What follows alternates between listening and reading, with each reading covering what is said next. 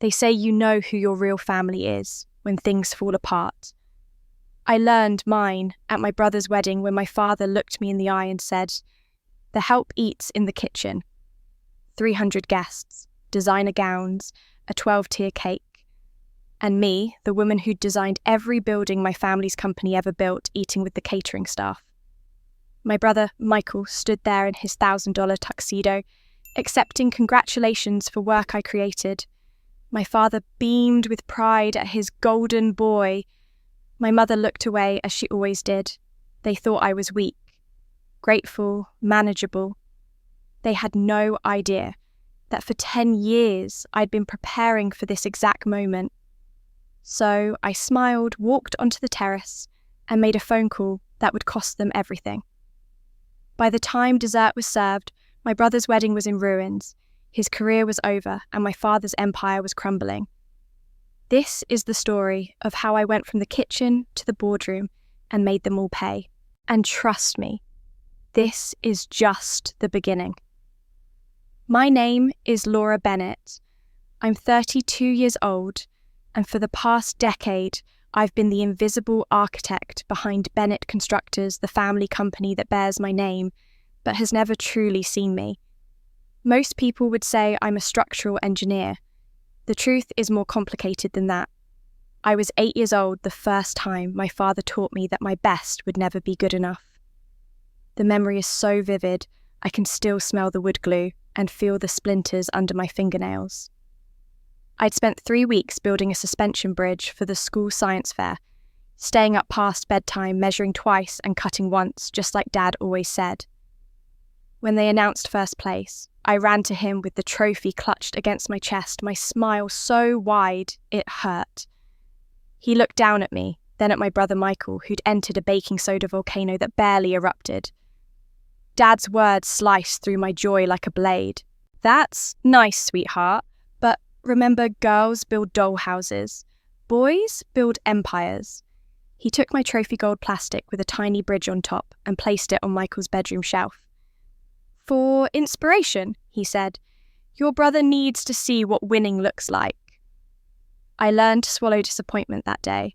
I've been swallowing it ever since. 24 years later, nothing has changed. This morning, I stood in the Bennett Constructors boardroom on the 40th floor, surrounded by floor-to-ceiling windows that overlooked the city skyline. Half those buildings existed because of designs I'd created, problems I'd solved, innovations I'd pioneered, but my name appeared nowhere on them. I was presenting the Greenbuild Tower project, $250 million of cutting-edge sustainable architecture. I'd spent 18 months perfecting every detail, from the solar panel integration to the rainwater reclamation system. The renderings glowed on the screen behind me as I explained the revolutionary foundation design that would reduce the carbon footprint by 40%. Then, Michael stood up. My older brother, the golden child, the one whose name actually appears on the company letterhead as Chief Visionary Officer. He smiled that politician's smile he'd perfected over the years and interrupted mid-sentence. "Thanks, Laura. Let me explain my vision here." Just like that, he took over. He used my words, my concepts, my 18 months of sleepless nights, and presented them as if they had sprung fully formed from his own mind. The board applauded. They always do. My father Richard sat at the head of the table, silver-haired and powerful, in his custom suit, beaming like Michael had just discovered fire. "That's my son," he announced, voice booming with pride. "Born to lead. This is exactly why I'm grooming him for CEO." I sat down. Nobody noticed, except one person. Evelyn Chen. The company's veteran corporate attorney didn't clap. She sat perfectly still, her sharp eyes on me, and I watched her write something on a small piece of paper. When the meeting ended and everyone crowded around Michael to congratulate him, Evelyn brushed past me and pressed the note into my palm. I waited until I was alone in my office before unfolding it. 3 words, your mother's maiden name Whitmore. I stared at those words, my mind racing. Why would Evelyn tell me this? I knew my mother's maiden name. Helen Whitmore Bennett. It had never seemed important before.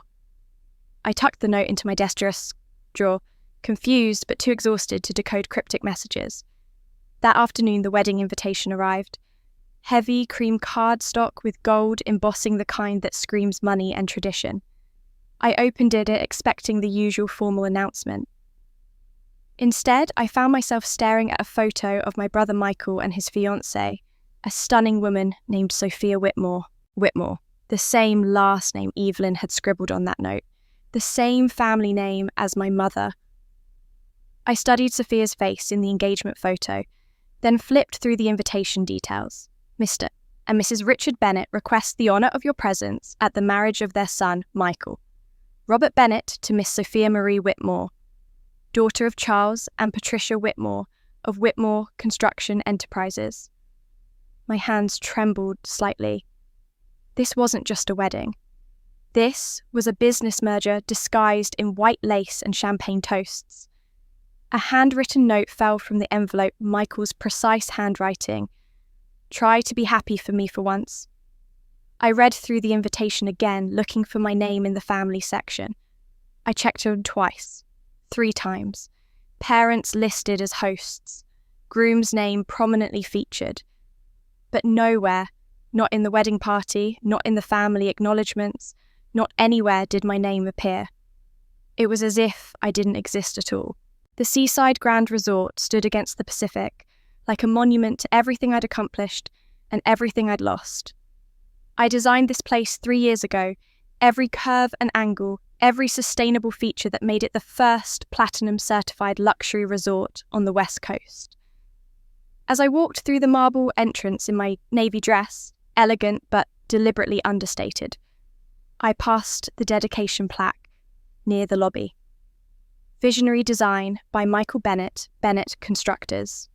My 18 months of work reduced to his name on polished brass. The ceremony space had been transformed into something from a fairy tale. White roses climbed crystal columns, chandeliers caught the sunset through floor-to-ceiling windows.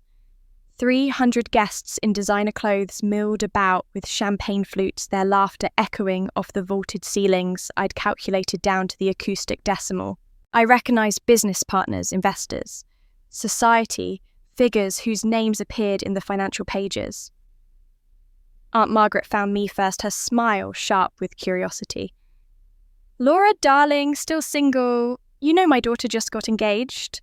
Such a relief. She's 26 now, practically an old maid." She sipped, her champagne eyes glittering. "And you're still working for Michael, I hear. That's lovely.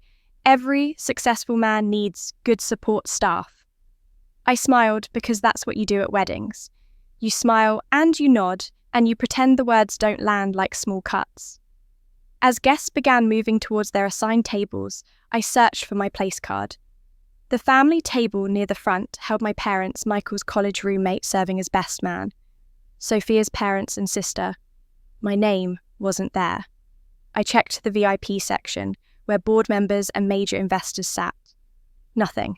I walked through rows of beautifully decorated tables, scanning card after card, my chest tightening with each passing second. A young man in catering uniform approached, his face flushed with obvious discomfort. "Miss Bennett, I'm so sorry, but Mrs. Bennett, your mother, she said there was a mix-up with the seating. She asked if you could dine in the kitchen with the staff."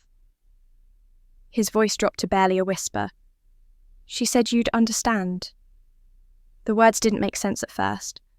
I stood there holding my small clutch purse, aware that nearby guests had stopped talking to watch this interaction. The kitchen. My mother wanted me to eat in the kitchen. At my brother's wedding. Like I was part of the hired help.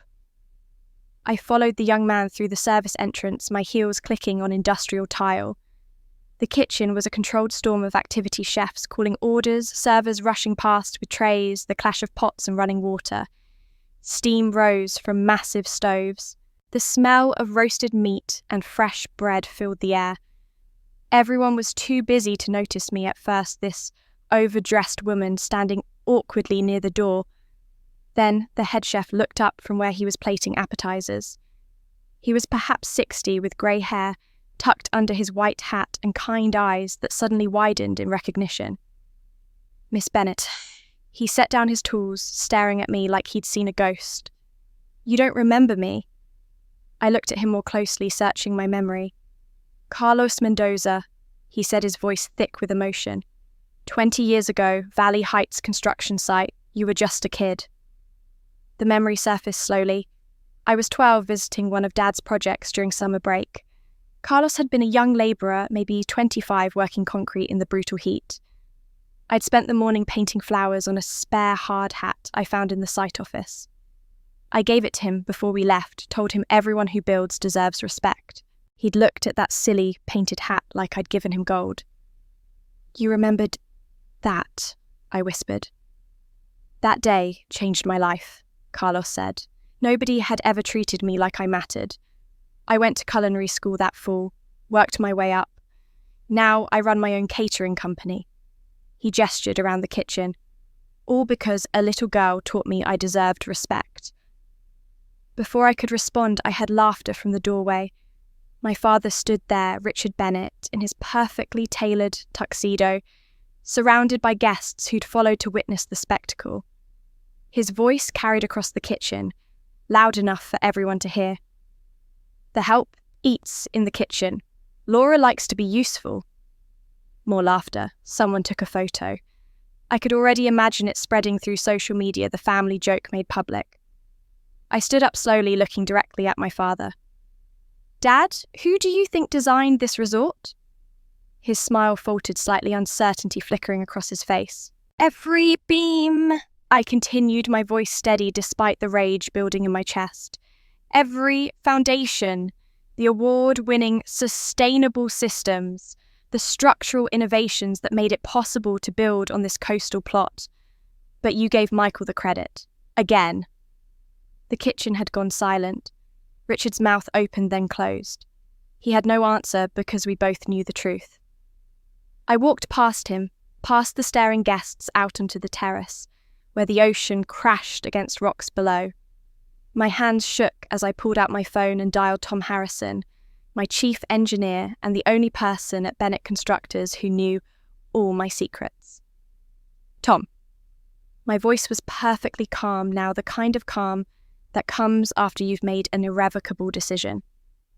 "Execute Protocol Omega, now." Connection to Part 2. The previous section ended with Laura calling Tom Harrison and saying, "Tom, execute Protocol Omega, now." Current context. Laura has just been publicly humiliated by being sent to eat in the kitchen at her brother's wedding, with her father making a joke about it in front of guests. She's reached her breaking point after years of having her work stolen and her contributions erased.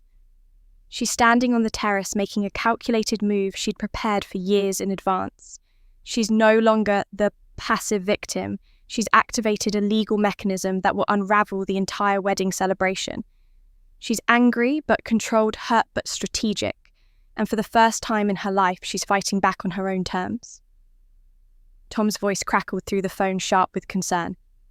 "Laura, are you absolutely sure? Once I send this, there's no taking it back."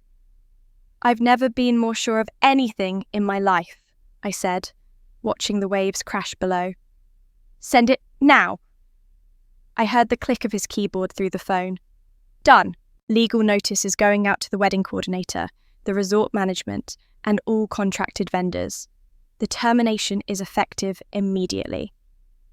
2 years ago, when Michael first announced his engagement to Sophia Whitmore, I'd seen the future written in dollar signs and handshakes. This wasn't a wedding. It was a corporate merger wrapped in white tulle. So I'd done what I always did. I'd prepared. I'd established a $10 million wedding sponsorship through a subsidiary. I controlled a gift that seemed generous, but came with ironclad terms. I drafted every word of that contract myself, including Clause 17B termination rights, in the event of discriminatory treatment toward the sponsor's representative at the contracted event. Tom had read that clause in my office, his coffee cup frozen halfway to his mouth. "Do you really think they go that far?" he'd asked. I remembered looking out at the city skyline at all those buildings that bore my invisible fingerprints. I am preparing for the day they finally show their true colours, I'd told him. I hope I never have to use it. But here we were. I stayed on the terrace for exactly 6 minutes, giving the legal notice time to reach its destinations. Then I walked back inside, moving through the reception area where guests were beginning to take their seats for dinner. The lights dimmed. The band started playing soft jazz. Everything looked perfect on the surface, the kind of flawless execution that money could buy. Then I saw the wedding coordinator actually running across the ballroom floor, her headset askew, her face pale with panic. She grabbed the resort manager, and I watched them have a frantic, whispered conversation. The manager pulled out his phone, made a call, listened, then went even paler than the coordinator. The first domino fell at 6:47 p.m., exactly 90 minutes after I'd made the call. The fireworks coordinator approached the resort manager with confusion written all across his face. I couldn't hear their conversation, but I could read the body language perfectly. Cancelled, $2 million worth of choreographed pyrotechnics gone with a legal notice. At 7:03, the celebrity band's manager appeared contract in hand, deep in heated discussion with the wedding planner. The band had been Michael's big surprise for Sophia, an 80s rock group she'd loved since childhood, flown in from Los Angeles at $800,000. The lead singer was probably already on the tour bus heading back to the airport.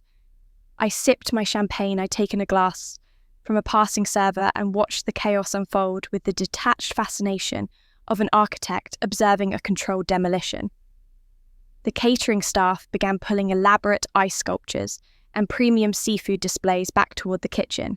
The $1.5 million upgrade reverting to the basic package meant bye-bye Wagyu beef, hello chicken breast. My father's phone started buzzing during the salad course. I watched him from across the ballroom as he glanced at the screen, frowned, then excused himself from the head table. He disappeared into the hallway, and I knew exactly who was calling. Charles Whitmore, Sophia's father, the construction magnate, who'd seen this wedding as the gateway to a $120 million partnership with Bennett Constructors. The sponsorship hadn't just covered the wedding. It had been the financial backbone of 3 major joint projects, scheduled to break ground next quarter. Without that capital commitment, those projects couldn't proceed. Permits would lapse. Investor confidence would crumble. The carefully constructed merger that my father and Whitmore had orchestrated would collapse like a building with no foundation. I heard my father's voice before I saw him. That booming tone he used when he was trying to control a situation that had already spiraled beyond his reach. Charles, assure you, this is just a misunderstanding. I'll handle it. My daughter is just being emotional. My daughter. Interesting that he remembered I was his daughter now. The wedding proceeded because cancelling it entirely would have been even more catastrophic, but it was a shadow of what it should have been. Guests whispered behind their programs. Sophia's mascara ran in black trails down her cheeks as her mother tried desperately to console her. The wedding planner looked like she might faint at any moment. Then Michael found me. He pushed through the crowd on the terrace where I'd retreated, his face red with rage, his carefully styled hair dishevelled from running his hands through it. Several guests followed phones out already documenting this disaster for their social media feeds. "What did you do?" he shouted loud enough that conversation stopped throughout the reception area. I took a slow sip of my champagne, letting the moment stretch out. The Pacific wind caught my hair and I felt more alive than I had in 10 years of sitting quietly in boardrooms while my brother stole my words. I looked at Michael, my older brother, the golden child, the heir apparent, who'd built his entire career on my invisible labour, and smiled. "I stopped paying for my own humiliation," I said simply. Michael's mouth opened and closed like he was searching for words that wouldn't come. Behind him, I could see my father pushing through the crowd, his face thunderous. Charles Whitmore followed close behind a silver-haired man in an impeccable suit whose expression had shifted from confusion to cold fury. Two lawyers I recognized from Bennett Constructors trailed after them, clutching briefcases like shields. "VIP room, now!" My father's voice cut through the murmur of guests. It wasn't a request. I followed them through the resort's elegant hallways to a private conference room that overlooked the darkening ocean. The space was meant for corporate retreats and high-level negotiations, all polished wood and leather chairs. Someone had hastily set up a laptop connected to a projector. Michael slumped into a chair, his bow tie undone, looking like a man watching his future disintegrate in real time. Whitmore stood with his arms crossed, radiating the kind of anger that comes from realizing you've been played. My father positioned himself at the head of the table, as if his physical location could restore his authority. "Fix this," Richard demanded, his finger jabbing toward me. "Now." I remained standing near the door, my small clutch purse held calmly in front of me. "Fix what exactly? The contract I legally terminated? Or the career you've been stealing from me for the past decade?" "You ungrateful," Michael started, but Evelyn Chen stepped into the room, cutting him off. I hadn't even seen her enter, but there she was, my father's corporate attorney, the woman who'd slipped me that cryptic note about my mother's maiden name. She carried a slim laptop and moved with the quiet confidence of someone who held all the cards.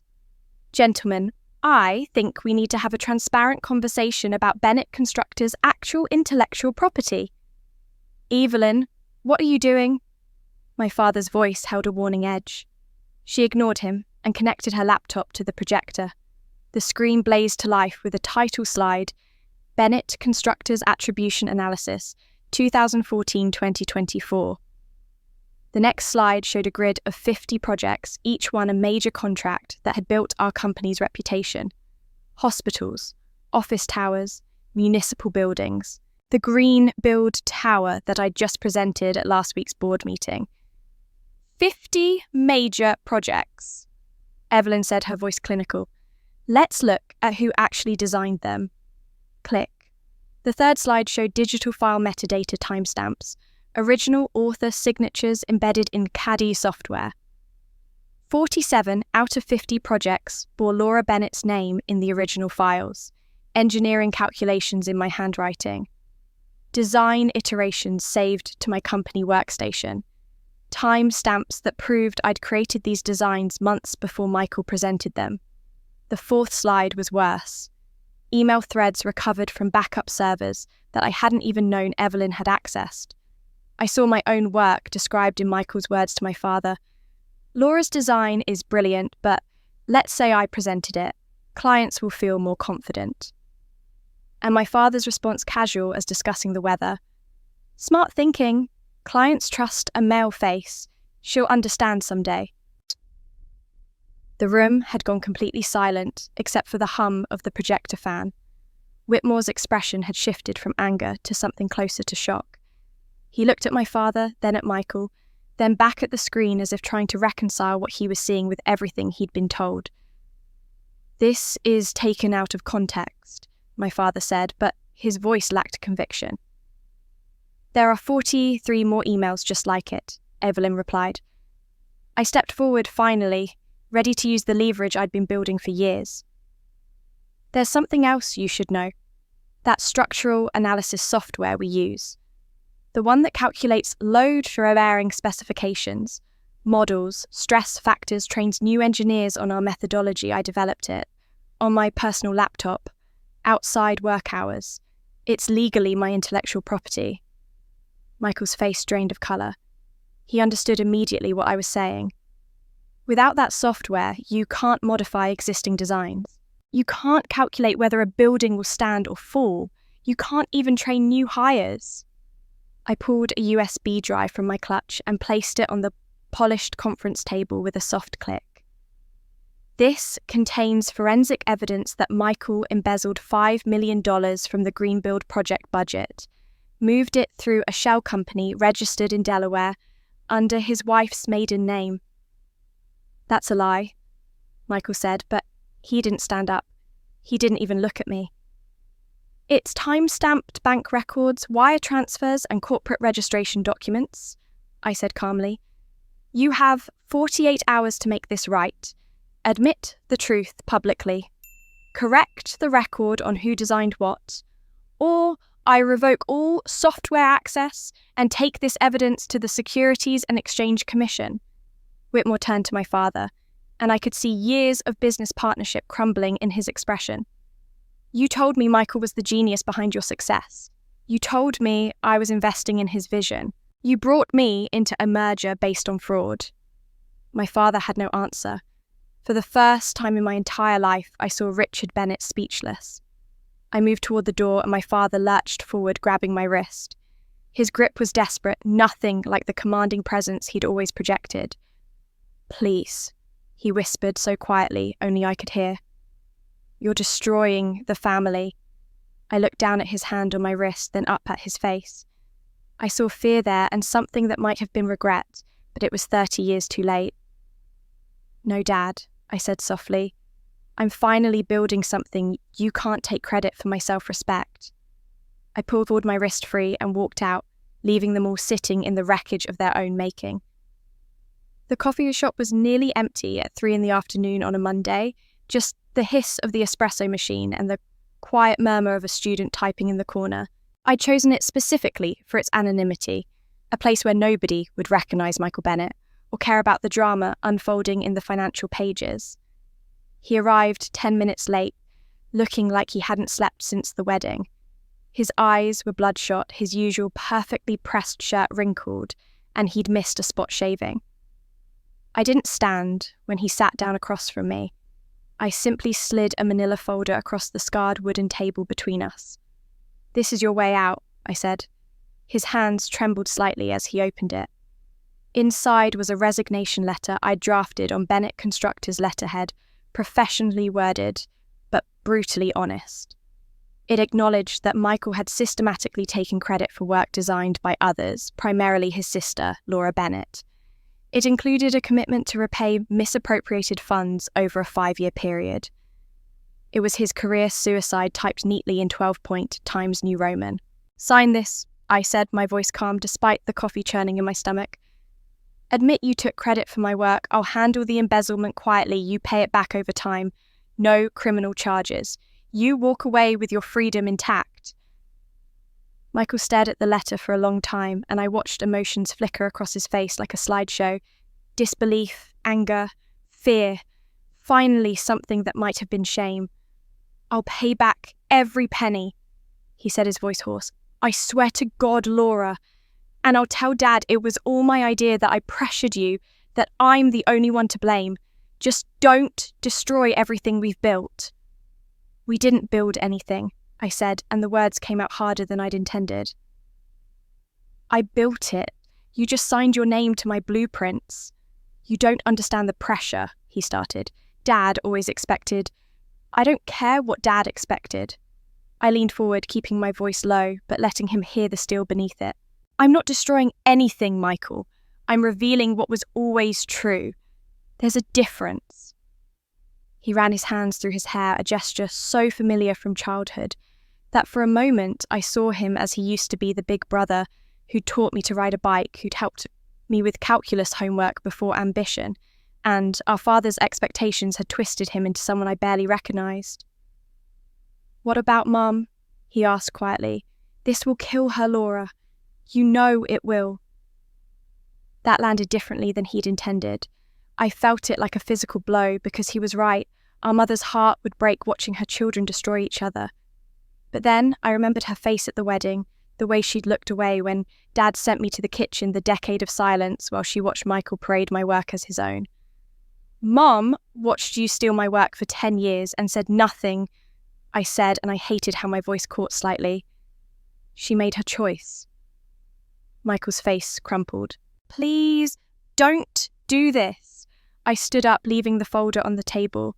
You have until tomorrow morning, 9 a.m. board meeting. Either you resign on your terms, or I present everything to the board and let them decide your fate. I picked up my purse.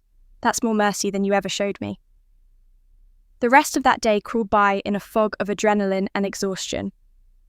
My phone rang 17 times with calls from my father.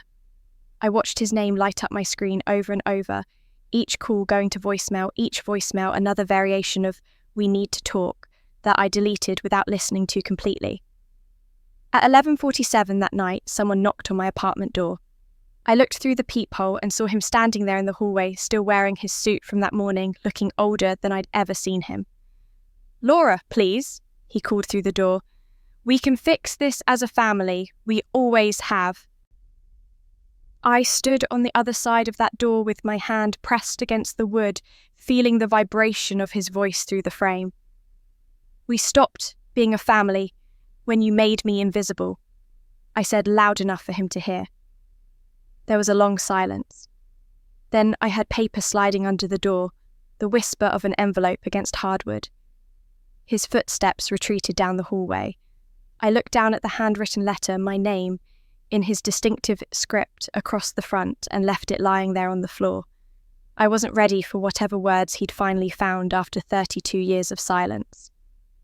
At 2 a.m, I sat on my couch in the dark, holding a framed photograph I kept on the bookshelf. 10 years old, taken at a company picnic.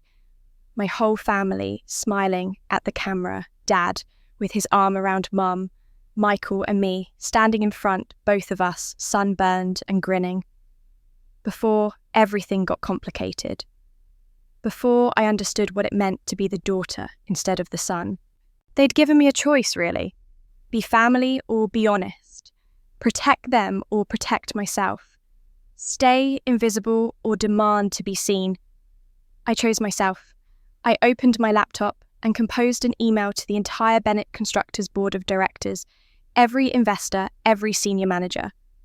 Emergency meeting tomorrow 9 a.m. Attendance mandatory. Agenda, corporate governance and attribution of intellectual property. I hovered over the send button for only a moment before clicking it.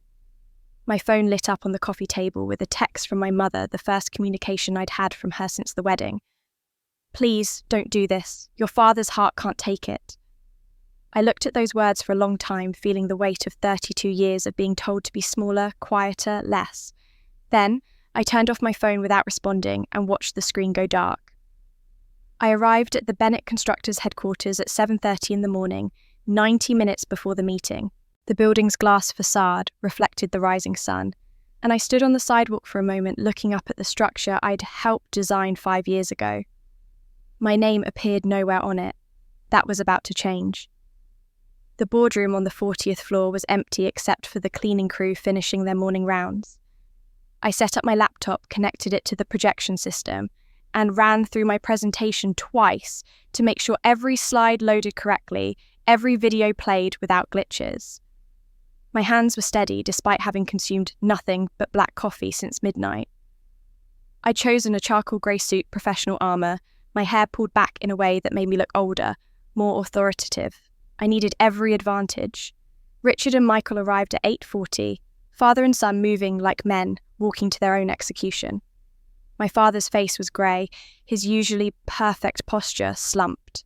Michael wouldn't meet my eyes as they took their seats at the table. Neither had shaved well. Neither looked like they'd slept. The board members filtered in 15 people who controlled the fate of a billion-dollar company. Investment representatives, senior executives, independent directors.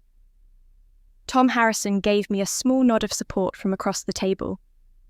Then Charles Whitmore entered, moving to a seat in the back row, rather than at the table itself, his arms crossed over his chest, his expression carved from stone. At exactly 9 o'clock, I stood and began. "Thank you all for coming," I said, my voice clear and professional, despite my heart hammering against my ribs. "I've called this emergency meeting to address systematic fraud in project attribution and financial misconduct that threatens this company's integrity." I clicked to the first slide, a timeline spanning 10 years of 50 major projects arranged chronologically. These are the projects that built Bennett Constructors' reputation. Click. The next slide showed metadata from original CAD files, timestamps, digital signatures. These are the actual designers. 47 projects highlighted in red, all bearing my name in the file properties, all created months before Michael presented them. I heard someone gasp. One of the board members leaned forward, squinting at the screen. The third slide was harder to watch. Video clips I'd compiled from internal meetings. Michael presenting his concepts using my exact language from proposals I'd submitted days or weeks earlier. Side-by-side comparisons. Word-for-word theft. In one clip, he even used a metaphor I'd written about buildings being like trees needing strong roots before they could grow tall. I'd written that at 2 a.m, after 3 cups of coffee, proud of the poetry in it. Hearing it come out of his mouth in front of investors made me feel physically ill. But the smoking gun came next. A Zoom recording from 6 months ago, a call between Michael and Sophia that neither of them realised was being automatically recorded by our corporate system. His voice crackling through the boardroom speakers. The green-billed money Laura's too busy doing actual work to notice it moving. She's brilliant with the structures, terrible with finances. We'll have it back before the audit. Sophia's laugh in response. Your sister really is clueless, isn't she? The room went absolutely silent. I could hear the ventilation system humming the distant sound of traffic 40 floors below. Then Evelyn Chen stood, and I knew we'd reached the moment I'd been both dreading and anticipating.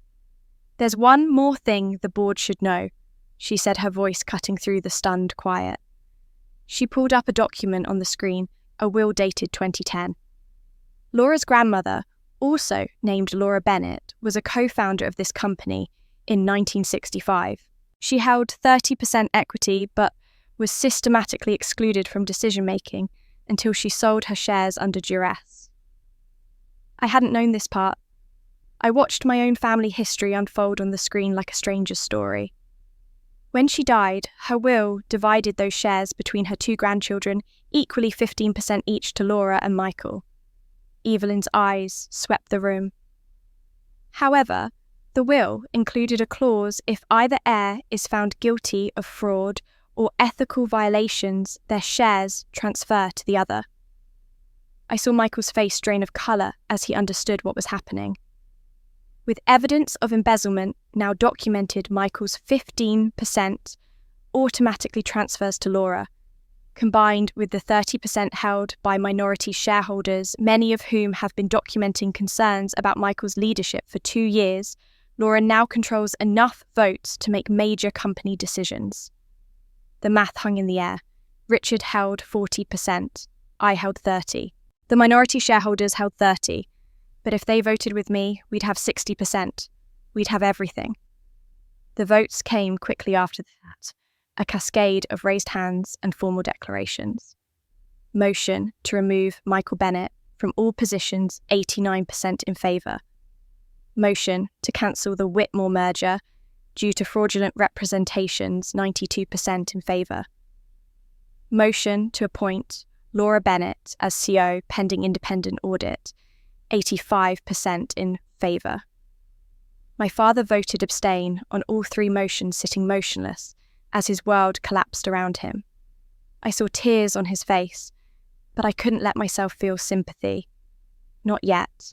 Security appeared to escort Michael out, a humiliation I'd never wanted but couldn't prevent. He walked to the door with his shoulders hunched, then stopped and turned back to look at me. I hope being right was worth losing your family, he said, and his voice broke on the last word. Something cracked inside my chest, but I kept my voice steady, even as it fractured slightly around the edges. I didn't lose my family, Michael, I said. I lost the illusion that I ever had one. He walked out, and I was left standing at the head of the table, in a room full of people who finally saw me. 2 months after I stood in that boardroom and reclaimed my name, I learned that winning can feel an awful lot like losing. The media had been relentless. Business journals ran features with headlines like Silicon Valley's construction darling was built on stolen genius and how one woman exposed a decade of corporate fraud. My face appeared on magazine covers, in podcasts, in think pieces about gender discrimination in STEM fields. I should have felt vindicated. Instead, I felt hollowed out like I'd won a war, but lost something I couldn't quite name. Michael faced criminal investigation for embezzlement, I hadn't pressed charges, I'd never wanted that, but the board had no choice once the evidence became public. Sophia filed for divorce within 3 weeks, and the Whitmore family issued a statement disavowing any knowledge of Michael's criminal activities. 3 joint projects worth over $100 million collapsed overnight, taking jobs and partnerships with them. I watched it all from my new corner office, the one that used to be my father's, and felt sick. My mother's call came on a Tuesday evening while I was reviewing contracts. I almost didn't answer. We hadn't spoken since the board meeting, but something in the way my phone kept ringing made me pick up. Laura? Her voice was barely recognisable, thick with tears. Can you come home? Your father... I was in my car before she finished the sentence. The house I grew up in looked smaller than I remembered, or maybe I'd just gotten used to the glass and steel of my downtown apartment. The lawn needed mowing. My mother opened the door before I could knock, and the sight of her nearly broke me. She'd aged a decade in 2 months, her hair more grey than brown now, her eyes red and swollen. He had a stroke, she said, the words tumbling out. 2 days ago, he's been working 16-hour days trying to salvage relationships, calling everyone he's ever done business with. He wouldn't eat, wouldn't sleep. He just kept saying he had to fix it, had to make it right. She pressed a tissue to her eyes. The doctors say it was stress and exhaustion. His body just gave up. The hospital room was dim and quiet, except for the steady beep of monitors. My father lay in the bed, looking nothing like the commanding presence who dominated every room he'd ever entered. The right side of his face drooped slightly, and his right hand lay motionless on the white sheets. But his eyes were open, and they found mine as I walked in. I'm... He struggled with the words, his speech slurred and effortful. Sorry. I pulled a chair close to his bed and sat down, taking his left hand in both of mine. It felt fragile, the skin papery and thin. I know, I said, because what else could I say? He cried, then silent tears rolling down his face and soaking into the pillow. I couldn't remember ever seeing my father cry, not once in 32 years. The sight of it carved something raw inside my chest. The doctor pulled me aside in the hallway, a young woman with kind eyes and exhaustion etched around her mouth. The stroke was caused by extreme stress, she said quietly. Honestly, by guilt too. In the ambulance, he kept repeating, I ruined her, over and over. I ruined her, she paused. He meant you. When I returned to the waiting room, my mother was holding a weathered shoebox that looked like it had been stored in an attic for years. He'd want you to have this, she said, pressing it into my hands. He's been writing to you since you were 12. He could never find the courage to send them. I opened the box in my car because I couldn't bear to read them in front of her. Dozens of letters, maybe 50 or more, all addressed to me in my father's distinctive handwriting. I pulled one out at random, dated from when I was 16. Dear Laura, I'm proud you got into MIT. I should have said it at dinner, but the words wouldn't come. I don't know how to say things like that without sounding weak. But I want you to know I see your brilliance. I always have. Love, Dad. Another from when I was 24. Dear Laura, I saw your mother in you today, the way you handled that contractor who tried to cheat us. So strong, it scares me. My mother was strong like that too. The world broke her for it. And one more, dated just 3 years ago. Dear Laura, I know Michael takes credit for your work. I see it happening and I tell myself I'm protecting you from a world that destroys women like my mother was destroyed. But maybe I'm just a coward. Maybe I'm doing to you exactly what they did to her. I don't know how to stop. I don't know how to change. I'm sorry. My hands shook as I read letter after letter, decades of words my father had written but never spoken. And then I found one that explained everything dated from the year I was born. Dear Laura, you're named after my mother, Laura Bennett. She was an architect in the 1950s, the most talented person I ever knew. She designed buildings in secret because no firm would hire a woman. She died when I was 15, bitter and broken, all her dreams buried with her notebooks. When I hold you, I'm terrified. Terrified the world will do to you what it did to her. I don't know how to keep you safe. I don't know how to let you soar without watching you fall. Your father. I sat in that car in the hospital parking lot with tears streaming down my face, finally understanding the man who'd made me invisible. He hadn't seen me as weak. He'd seen me as his mother, brilliant and doomed, and he'd tried to save me the only way he knew how, by making me small enough that the world couldn't destroy me. Understanding didn't forgive what he'd done. It didn't erase 30 years of dismissal, but it made him human in a way he'd never been before.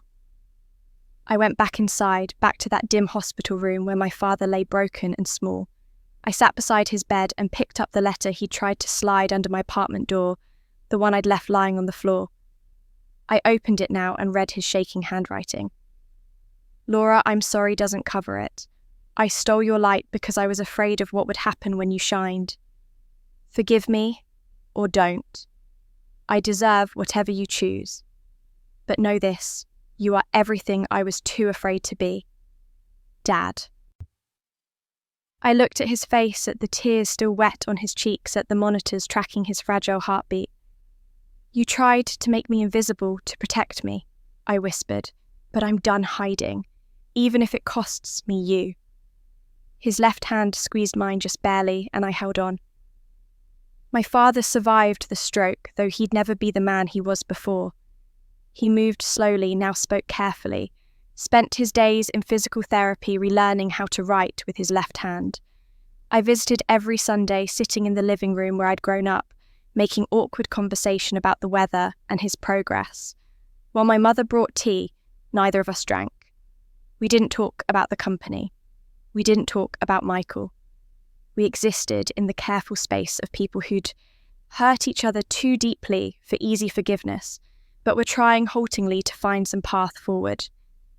The company became my cathedral, the place where I poured all the complicated emotions I couldn't name.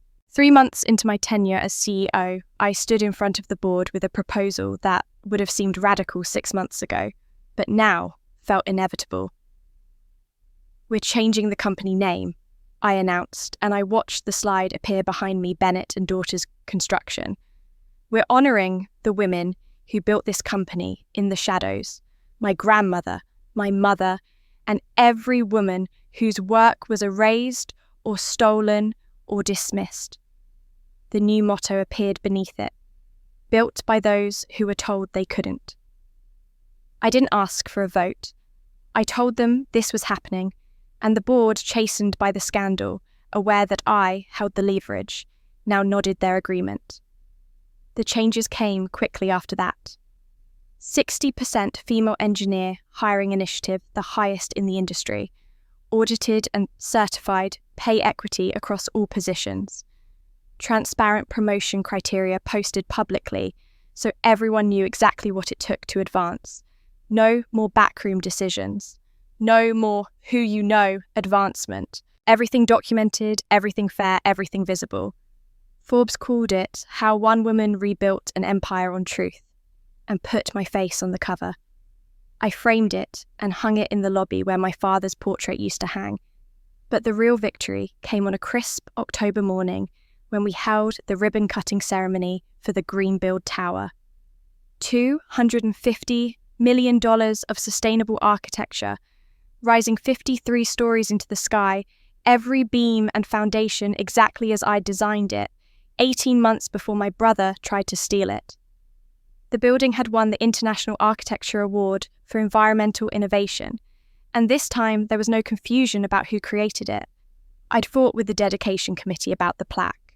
They wanted to list the entire team, every engineer and contractor and consultant who touched the project.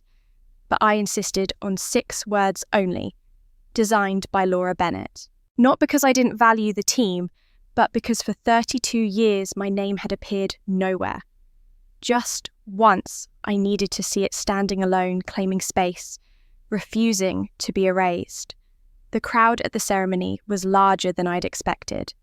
City officials, architecture students, press with cameras, and families' parents bringing their daughters to see what a woman had built. I saw one little girl, maybe 8 years old, staring up at the tower with her mouth open in wonder. She tugged her mother's hand and pointed at me standing by the ribbon. "Did you really design this whole building?" she asked, her voice small but clear.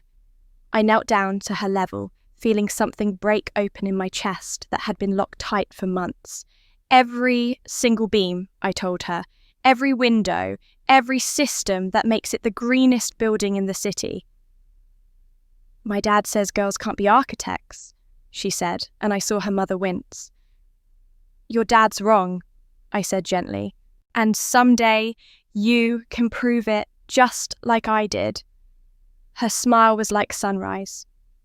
The next surprise came 3 weeks later when my assistant buzzed my office to say I had a visitor without an appointment. I almost sent whoever it was away until she said the name Michael Bennett. He stood in my doorway looking nothing like the confident executive who'd stolen my presentations. He'd lost weight. His suit hung loose on his frame and there were circles under his eyes that spoke of sleepless nights. He held his hands awkwardly in front of him like a schoolboy called to the principal's office. "I'm working as a junior project manager at Carter & Sons," he said without preamble. "Small firm, residential mostly. They took a chance on me after everything." He swallowed hard. "I don't deserve forgiveness. I know that. But I want to learn. Really learn. Not fake it, not take credit, actually understand what you do." He met my eyes for the first time. "Can I work for you? As an intern, I'll do whatever you need. Filing, site cleanup, anything." I studied my brother, this stranger who wore a familiar face. Part of me wanted to tell him to leave, that he'd burned that bridge beyond repair. But I thought about our father's letters, about cycles of hurt and healing, about whether redemption was possible if someone genuinely wanted to change. "You'll start on the construction site," I said finally, "with the crew. Hard hat, steel-toed boots, 6 a.m. start time, no shortcuts, no special treatment, no title. You'll learn what I learned from the ground up, and if you complain even once you're done." Michael's eyes filled with tears. I wouldn't want it any other way. 2 days later, a courier delivered a package to my office. Inside the box was a worn leather portfolio, the kind architects use before everything went digital. My hands trembled as I opened it and found dozens of architectural sketches, yellowed with age, drawn in pencil and ink with meticulous detail.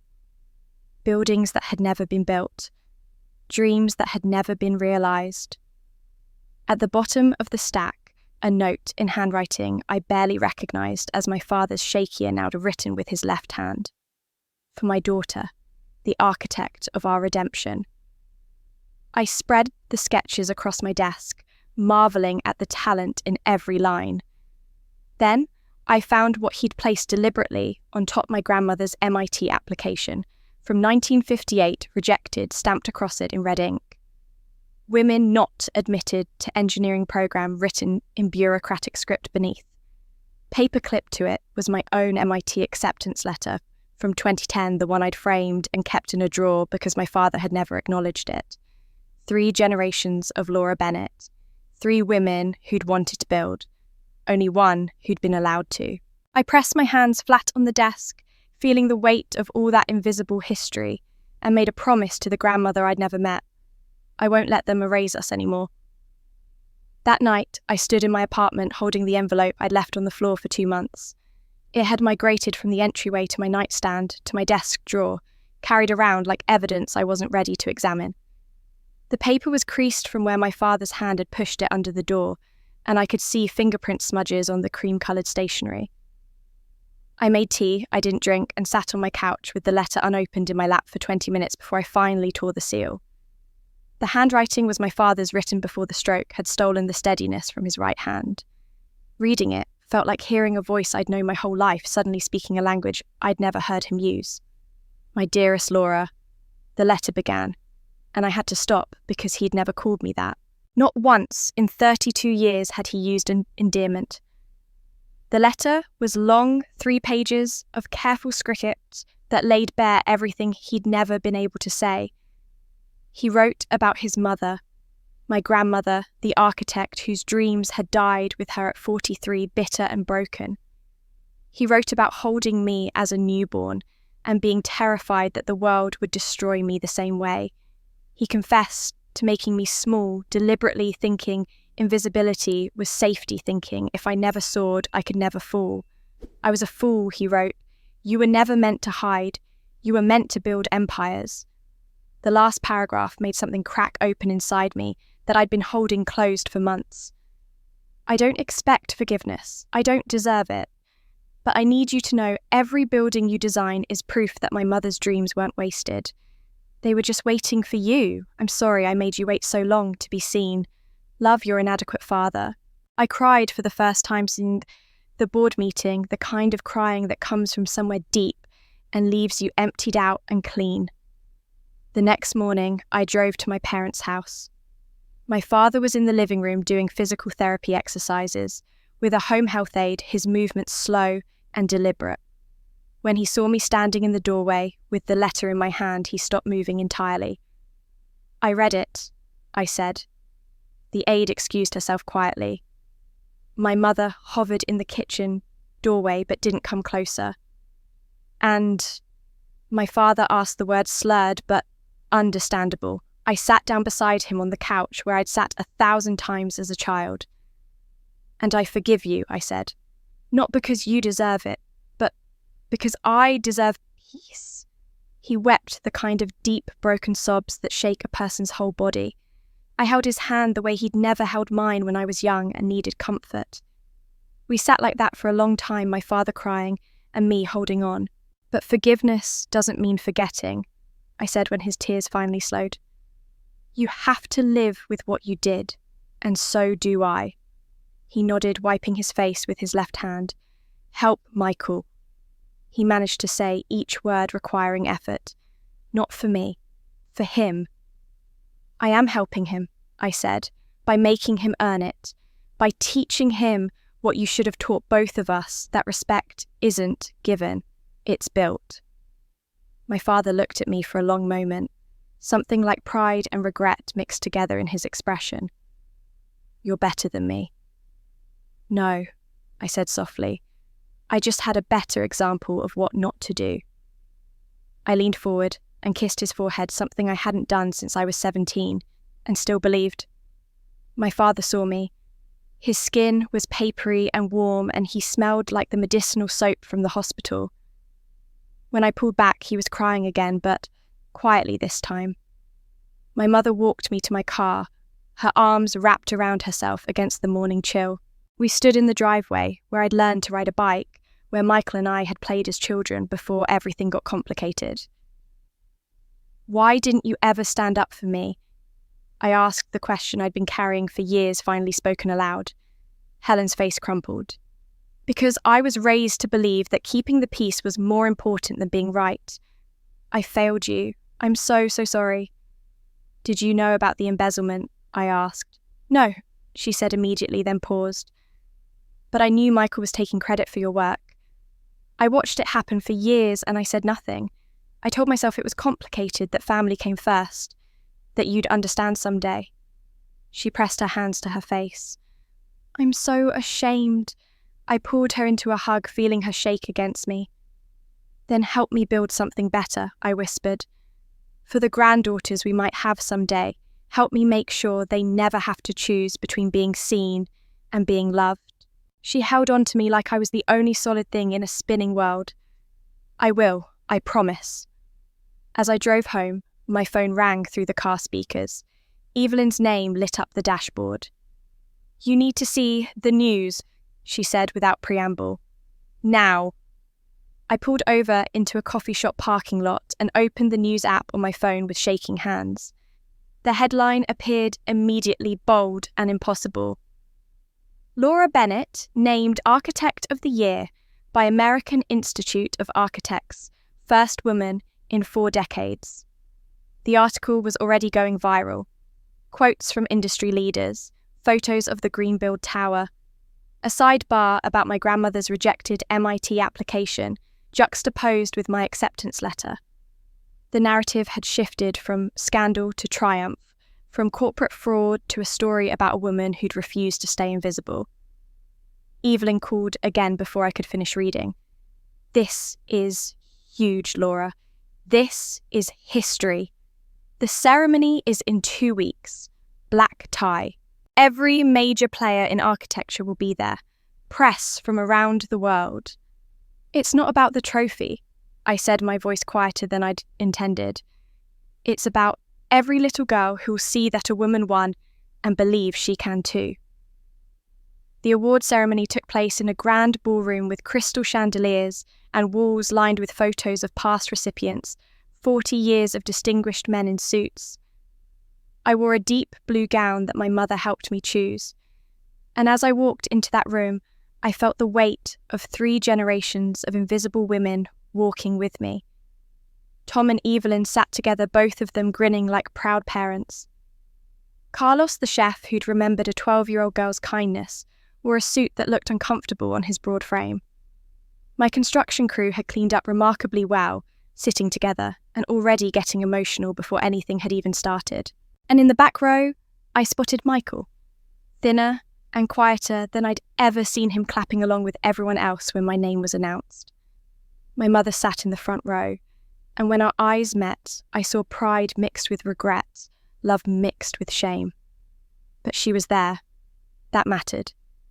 Then I saw the wheelchair being pushed toward the stage area, and my breath caught. My father, still weak from the stroke, his right side still partially paralysed, was there. The ceremony organiser approached him with a microphone, and I heard her ask quietly, "Mr. Bennett, would you like to present the award to your daughter?" He nodded, and what happened next felt like time moved through honey. It took him 5 full minutes to stand from that wheelchair, his left hand gripping the armrest, his whole body shaking with effort. The audience sat in complete silence, watching, waiting, no one rushing him. When he finally stood fully upright, gripping his cane, there wasn't a dry eye in the room. He shuffled slowly to centre stage where I stood, and the crystal trophy caught the chandelier light as he held it out to me with trembling hands. When he spoke into the microphone, each word was carefully formed, hard-won against the stroke's damage. 40 years ago, he began, pausing to gather strength. I built a company on one principle: never show weakness. Another pause. Today, my daughter taught me vulnerability is strength. His eyes found mine. This award isn't just for her, it's for every person she lifted up. His voice broke slightly. Laura, you are the architect of a better world, and I'm honoured to be your father. I took the trophy from his shaking hands and held him steady as he sat back down. The applause was deafening. When I stepped to the microphone, I had to wait for the noise to die down. I thanked my team, my mentors, the grandmother I'd never met, whose dreams had waited 3 generations to be realised. Then I spoke the words I'd been preparing since I learned to swallow disappointment at 8 years old. Someone asked me last week how I found the courage to stand up to my family, I said. But I didn't stand up against them. I stood up for myself. There's a difference. I looked out at the audience, at all those faces watching me. To every woman who's been told she's too much or not enough, who's had her work stolen or her voice silenced, who's been made invisible by people who were supposed to see her, you are exactly what the world needs. Build anyway. The standing ovation lasted 3 minutes. I counted because I needed to remember this moment, to hold it against all the years when no one had clapped at all. As I walked off the stage, trophy in hand and heart full, a young woman stepped out from near the exit. She was perhaps 22, with dark hair and familiar eyes, holding a worn notebook against her chest like it was precious. "Miss Bennett," she said nervously, "I'm Rebecca. I'm your cousin. My mother was your grandmother's younger sister." She held out the notebook. "She has something you need to see." The notebook Rebecca handed me was old, the kind with a marbled cover that architects used before digital files replaced paper. The spine was cracked from decades of opening and closing, and the pages inside were yellowed but filled with meticulous drawings in fading ink. Rebecca drove me across the city to a modest apartment building where her mother Dorothy lived. I climbed 3 flights of stairs with the notebook clutched against my chest, feeling like I was carrying something sacred. Dorothy Bennett Morrison was 89 years old, with eyes the same grey-blue as my father's. Her small apartment was covered wall to wall with architectural sketches, some framed, most just tacked up with pushpins. Buildings that had never been built, dreams rendered in pencil and watercolour. "Your grandmother Laura was my older sister," Dorothy said, her voice still strong despite her age. "We drew these together, all 5 of us." She gestured around the room. "We were going to change the world." 5 sisters, I whispered.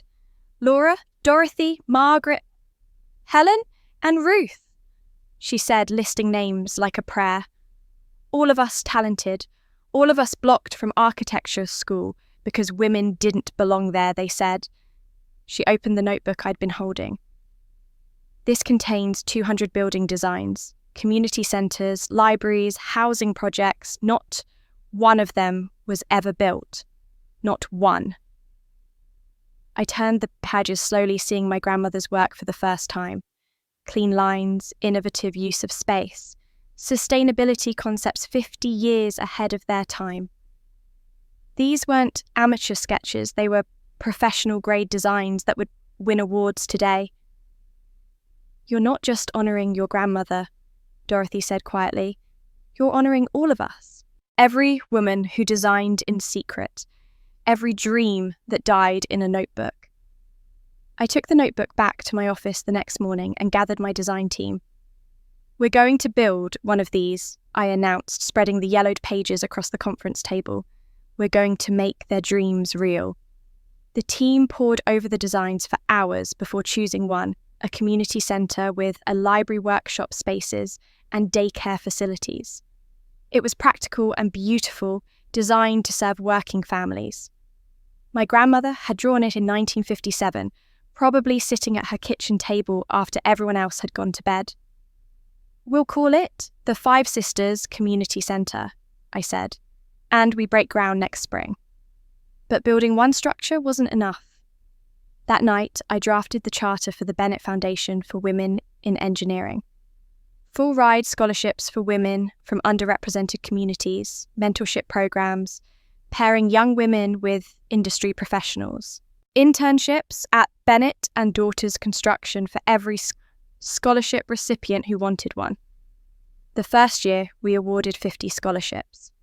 One of the recipients was a 17-year-old girl named Laura Yes, another one whose parents had told her engineering was a man's job. When she came to my office to thank me, I saw myself at her age hungry to build, but told to stay small. "You're going to change the world," I told her, and I believed it. 6 months after Michael had started working on construction sites as an intern, Tom pulled me aside with a report that surprised both of us. "He's good," Tom said, sounding almost reluctant to admit it. "Really good. Works 12-hour days, never complains, treats the crew with respect." I visited a site the following week and saw Michael in a hard hat and work boots, his expensive suits traded for clothes that could get dirty.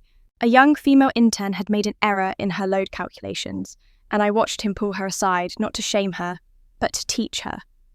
"Let me show you what my sister taught me," I heard him say. "The right way to do this." The intern looked confused. "Your sister, Laura Bennett," Michael said, and there was something in his voice I'd never heard before, genuine respect. "The woman who saved me from myself." Redemption. I realised wasn't a single moment of apology. It was the daily practice of becoming better than you were. 3 weeks later, an email appeared in my inbox from an international architecture firm in Copenhagen. The subject line read, "Collaboration proposal, urgent." I opened it during my lunch break, expecting another speaking request or interview pitch. Instead, I found an offer that made my hands shake. "Ms. Bennett, we have followed your story with great interest. We are currently developing the largest sustainable housing project in European history. 5,000 units designed for low-income families with zero carbon footprint. We would like to discuss bringing you on as lead architect and project director. We believe your vision aligns perfectly with our mission. Please advise your availability for preliminary discussions. I stared at the screen for a long time, then looked at the framed photo on my desk, the one from 10 years ago, my whole family smiling before everything fell apart. I thought about that 8-year-old girl whose trophy had been taken away and put on her brother's shelf. I thought about my grandmother dying with her dreams in a notebook. I thought about 5 sisters designing in secret. I'd built myself up from the kitchen where my family had tried to make me invisible. And now the world was calling, asking me not to hide, but to lead. I hit reply and typed 2 words, I'm interested. Why? I designed my house with the kitchen at its heart, not tucked away in the back corner where help belonged, but right in the centre where everyone who entered would pass through it first. Floor-to-ceiling windows flooded the space with light. A massive table made from reclaimed wood could seat 20 people. When the architect reviewing my plans asked why I'd structured it this way, I told him the truth. The kitchen is where we're most honest. No masks, no titles, just people. 1 year after the wedding that had torn everything apart, I hosted Thanksgiving in that kitchen. My mother arrived first, carrying her famous apple pie in a glass dish wrapped in kitchen towels. She'd aged this past year, more grey in her hair, but there was something lighter in her eyes, like she'd put down a weight she'd been carrying for decades. My father came next, moving slowly with his cane, his right side still weak but improving. He looked around the kitchen with something like wonder, seeing how I'd centered the home around the space his family had used to humiliate me. He didn't say anything, but I saw him touch the countertop gently, reverently, like he was touching holy ground. Michael arrived with an armful of flowers and a handwritten note that he'd clearly laboured over, apologising to everyone for the pain his actions had caused. He looked healthier than he had in months, his face tanned from working construction sites, his hands calloused from real work. Carlos came as the guest of honour, though he'd insisted on catering the meal. You gave me dignity when I was 25, he'd said when I invited him. Let me give you a feast. He'd brought his whole team, and they worked in my kitchen like artists, creating something beautiful. Tom and Evelyn arrived with their families, their children running through the house with the ease of kids who belonged. Great Aunt Dorothy came with Rebecca, both of them carrying sketches from the 5 sisters' notebook. Dorothy wanted to see them displayed somewhere. And the young Laura, the scholarship recipient, came with her parents, shy but glowing with the confidence of someone who'd been told she could build anything. As everyone gathered around that massive table, my mother stood to bring out the apple pie, and I saw her hands trembling slightly as she set it down. This was your grandmother Laura's recipe, she said, her voice thick with emotion. She baked it the day MIT rejected her application. Helen's eyes found mine across the table. She told me, if they won't let me build buildings, I'll build a family. She made this pie every Thanksgiving until she died. I kept making it, hoping someday it would mean something again. I took a bite tasting cinnamon and butter and 3 generations of stubborn women who'd refused to disappear. It means everything, Mum. Before we ate, I unveiled something I'd been working on in secret. On the wall, facing the table, I'd hung 3 photographs in matching frames. The first showed my grandmother in the 1950s, young and hopeful, holding a roll of architectural drawings. The second was me at 8 years old holding my bridge building trophy before it had been taken away. The third captured the moment at the awards ceremony when my father handed me the Architect of the Year crystal, both of us crying. Beneath the photos, a brass plaque read, "The Bennett Women We Build." Dorothy stood and touched her sister's photograph with shaking fingers. She would be so proud, she whispered. As everyone found their seats, my father stood shakily gripping his cane with one hand and his water glass with the other. The room fell silent. To the women who built us, or... He said, his words still slightly slurred but clear enough. I raised my own glass and added, and to the kitchens where empires begin. Everyone drank. The young Laura looked around the table with wide eyes, seeing what family could be when it was built on respect instead of obligation. Carlos caught my eye and smiled, remembering a 12-year-old girl with a painted hard hat.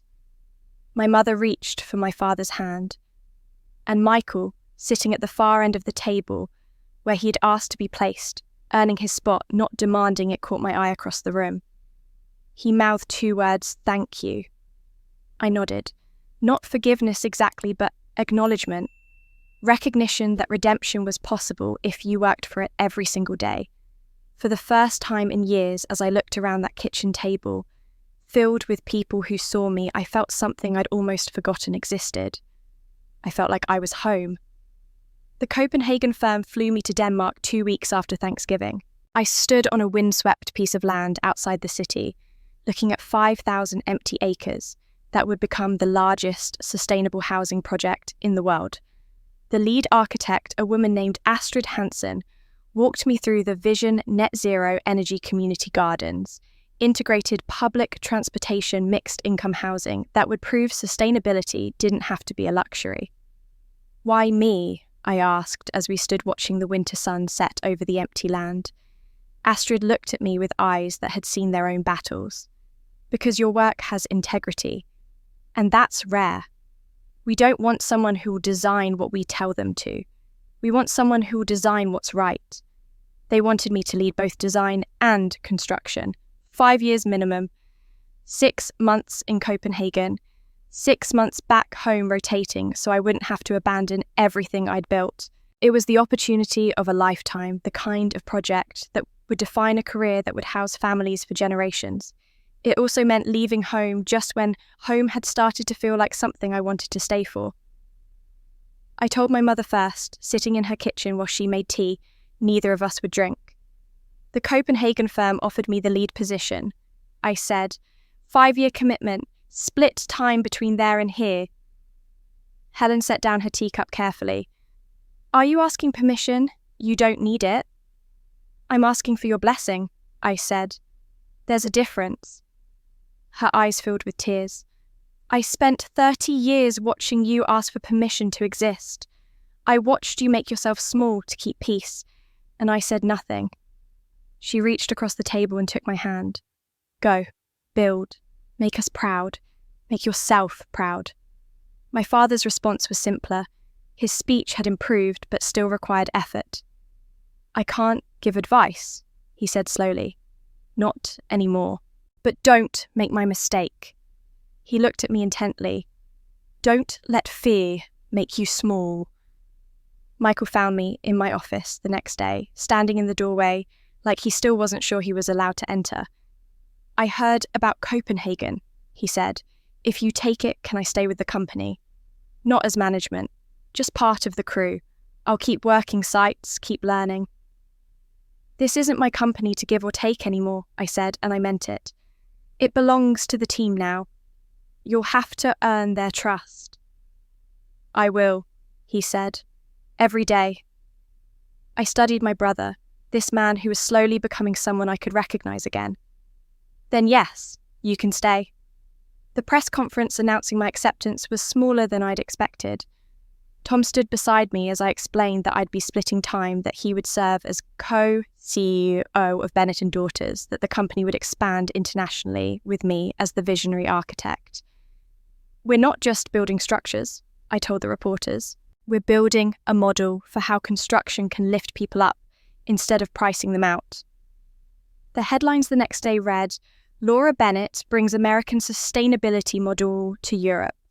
On my last night before flying to Copenhagen, I packed in the quiet of my house, the kitchen dark behind me. A knock at the door came at 9 p.m. I opened it to find a delivery driver holding a small package with no return address. Inside was a child's drawing, the kind done in crayon, with enthusiastic disregard for scale or proportion. A tall building with too many windows and a sun that took up half the sky. At the bottom, in careful letters, from Sophia. My hand shook as I unfolded the note tucked beneath the drawing. "Laura, my daughter drew this. She's 5 years old.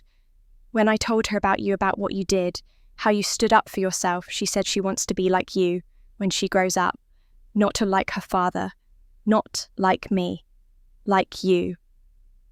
I'm sorry I didn't believe you sooner. I'm sorry I was part of the system that tried to erase you. Thank you for showing her what's possible. Thank you for showing all of us, Sophia. I sat down on my floor with that crayon drawing and cried, not from sadness, but from the weight of understanding what visibility meant. It wasn't just about me anymore. It had never been just about me. Every time I refused to stay invisible, every time I demanded to be seen, I was drawing a map for someone else to follow. A 5-year-old girl I'd never met was dreaming of building because I'd refused to stop building. That was worth everything it had cost. The morning of the groundbreaking ceremony for the Five Sisters Community Centre dawned cold and clear, the kind of early spring day where you could see your breath but feel the promise of warmth. I arrived at the empty lot an hour before the ceremony, needing to stand on the land alone before it filled with people. This was where my grandmother's 1959 design would finally become real, 66 years after she'd sketched it at her kitchen table in secret. The crowd that gathered was larger than I'd anticipated. Media with cameras, city council members, donors who'd funded the project. All 50 scholarship recipients from the Bennett Foundation's first year standing together in matching t-shirts that read, "We Build."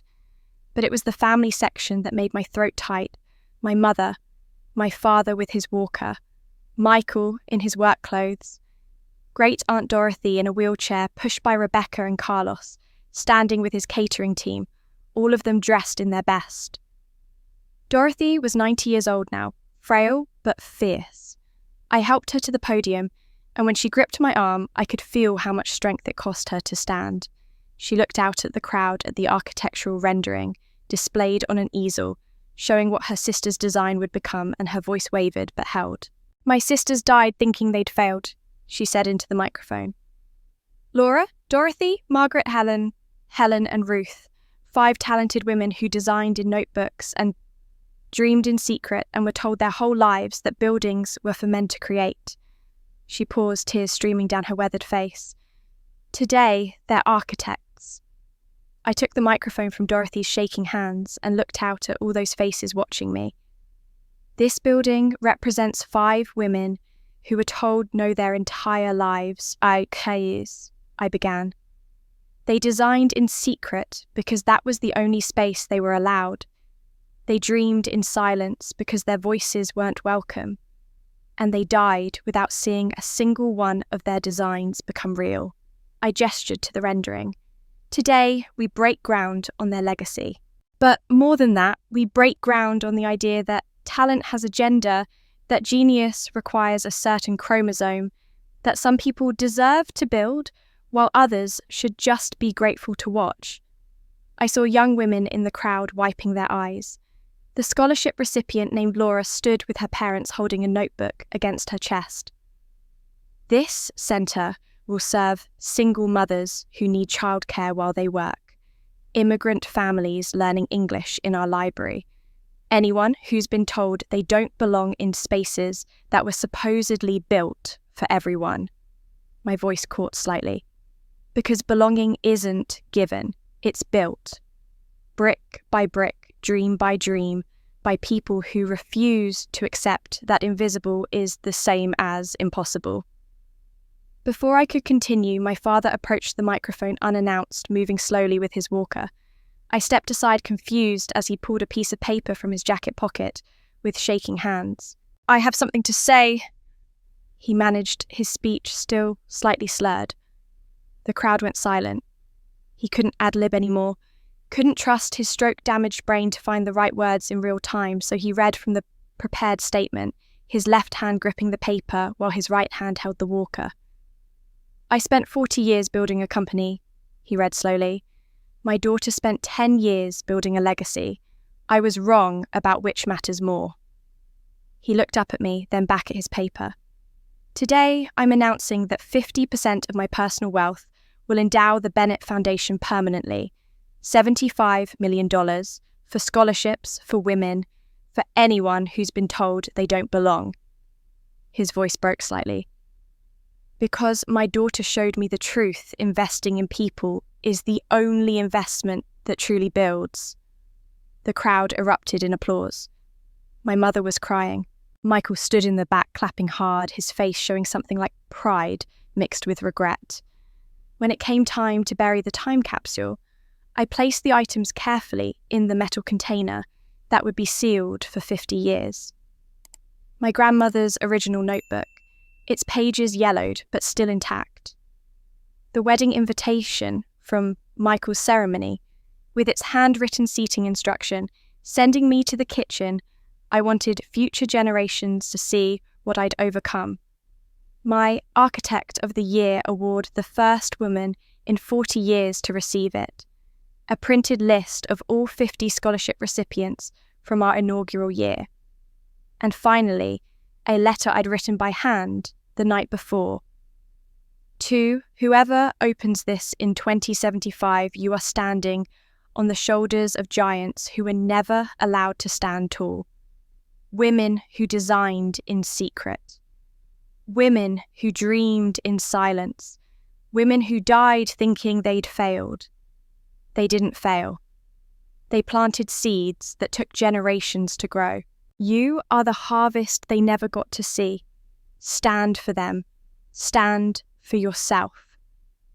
And when someone tells you that you don't belong in spaces where you were meant to flourish, remember, belonging isn't given, it's built. Now, go build something extraordinary. As I lifted the ceremonial shovel to break ground, I noticed movement at the back of the crowd. A teenage girl, maybe 15, stood slightly apart from everyone else holding a worn notebook. She was sketching the ceremony, her pencil moving rapidly across the page. Our eyes met across the distance. She looked startled to be seen, like she was used to being invisible. Then she smiled, shy but genuine, and held up her notebook to show me. I smiled back and gave her a small nod. The cycle continued. I drove the shovel into the earth, breaking ground on 5 sisters' dreams, and felt the weight of 3 generations of invisible women finally being seen. 5 years after I broke ground on my grandmother's dream, I stood in the same elementary school gym where I'd won my first bridge building competition 29 years earlier. The science fair banners were the same faded blue. The smell of poster board and glue sticks was exactly as I remembered. But this time, I wasn't the 8-year-old girl holding a trophy. I was the woman watching another 8-year-old girl win. Her name was Laura Bennett, my niece, Michael's daughter. She ran toward me with the gold plastic trophy clutched against her chest, her smile so wide it hurt to look at her dark hair flying behind her. Aunt Laura, I did it just like you. I knelt down so we were eye level, the way I wished my father had done for me all those years ago. No, sweetheart, I said, taking her small hands in mine. You did it like you. That's even better. She looked confused for a moment, then understanding dawned in her eyes, the same grey-blue as my father's as mine, as the long line of Bennett women who'd fought to be seen. Because I'm me, she said, slowly testing the words. Not you, not anyone else, just me. Exactly, I said, and that's who the world needs you to be. Michael approached from across the gym, and I almost didn't recognise him. 5 years of real work had changed him. He was leaner, tanned from construction sites with calloused hands, and a humility that seemed earned rather than performed. He'd remarried 2 years ago to Elena, a structural engineer who challenged him daily and took no nonsense. Their relationship was nothing like his first marriage to Sophia. It was built on honesty rather than strategy, on mutual respect rather than social climbing. Did you see her face when they announced her name? Michael asked, and there was genuine joy in his voice, uncontaminated by jealousy or competition. I saw her believing she deserved it. I said, that's what matters. Young Laura ran off to show her mother the trophy, and Michael stood beside me watching his daughter with an expression I'd never seen on him before. Pure, uncomplicated pride. Thank you, he said quietly, for showing me what being a father actually means. 2 years earlier, I'd gotten the call about my father, heart failure in his sleep, peaceful Helen beside him. The funeral had been overwhelming. 500 people attended, most of them women engineers who'd heard his story and wanted to pay respects to the man who'd learned, however late, to see beyond his own limitations. They didn't come for who he'd been. They came for what he'd become in his final years, how he'd used his wealth and his name to open doors that had been closed to people like them. My mother had aged in those 2 years, but also somehow grown younger, like she'd finally put down a burden she'd been carrying since her own mother's generation. She now ran the Bennett Foundation's mentorship program, matching young women with experienced professionals, creating the support system she wished she'd had. After the science fair, I drove young Laura to the Five Sisters Community Centre. It had been operational for 4 years now, serving over 2,000 families monthly. The building looked exactly as my grandmother had drawn it in 1959, updated with modern materials and technology, but honouring her original vision. Inside, free engineering workshops filled with girls aged 8 to 18, building circuits, designing structures, learning that their hands could create anything their minds could imagine. We walked through the main hallway, where a wall displayed photographs of Bennett women across 4 generations. My great-great-grandmother, Laura, the original architect, in a formal 1950s portrait holding a rolled set of plans. My grandmother Laura beside her younger, defiant, sketching at a kitchen table. My mother Helen caught in a candid moment at a construction site. Me, at various ages, 8 years old, with my bridge trophy receiving my Architect of the Year award, breaking ground on this very building. And now, a new photo being added, young Laura with her science fair trophy, the 5th generation of women who built. My niece stood in front of her great-great-grandmother's photograph, tilting her head to study the face. "She looks like me," she whispered. Michael crouched beside his daughter, and I saw something in his expression that looked like understanding finally arriving. "She was like you," he told her. "Brilliant, so talented that people were scared of her, and no one believed her. They told her women couldn't be architects." "Shucks," he paused, then added with quiet intensity, "Don't let that happen to you." "I won't," young Laura said with the absolute certainty of an 8-year-old who just won a competition. "Aunt Laura taught me to build anyway." I left them there and walked through the community centre, seeing my grandmother's dream functioning exactly as she'd intended. Young mothers studying for their GED exams in the library, while their children played in the daycare, visible through interior windows. Teenagers learning to code in the technology lab. Immigrant families attending English classes. Architecture students sketching in the sunlit common area. Everything designed to lift people up rather than price them out. My life had become something I couldn't have imagined that day in the kitchen at Michael's wedding. I split my time between Copenhagen, where the sustainable housing project I'd led was now home to 15,000 people, and had won international awards, and the United States, where Bennett and Daughters construction continued to grow. I'd spoken at the United Nations about architecture as a human right. I'd cut ribbons on 6 more Bennett Foundation buildings across the country. I'd trained 200 engineers, 60% of them women, who were now designing structures that would outlast all of us. But my favourite place remained my kitchen, the heart of the home I'd designed for myself. I still did my best thinking they're surrounded by blueprints and coffee cups and photographs. The kitchen that was supposed to be my humiliation had become my empire's foundation. That evening, I sat at my kitchen table working on preliminary designs for a new project, a women's engineering school in Rwanda, when my phone rang. Young Laura's number lit up the screen. "Aunt Laura." Her voice was small and hopeful. "I have a question." "What is it, sweetheart?"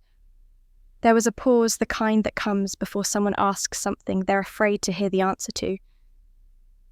"Do you think I can be an architect too?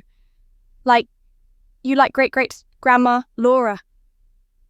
I looked around my kitchen at the wall of Bennett, women watching over me at the city skyline, visible through the windows dotted with buildings I'd designed at the blueprints spread across the table, showing structures that would house families I'd never meet.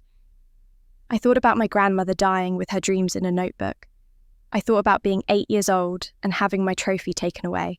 I thought about sitting in that industrial kitchen at Michael's wedding, finally understanding that I'd spent my whole life asking for permission to exist. I thought about every woman who'd ever been told she was too much or not enough, too aggressive, or not aggressive enough, too ambitious, or not ambitious enough, all those impossible standards designed to make us question whether we deserved space in rooms where we'd always belonged. "Sweetheart," I said, and my voice was warm with certainty. "You already are an architect. You just haven't built your first building yet." I heard her gasp of delight, then her voice calling to her father. "Dad, Aunt Laura says I'm already an architect."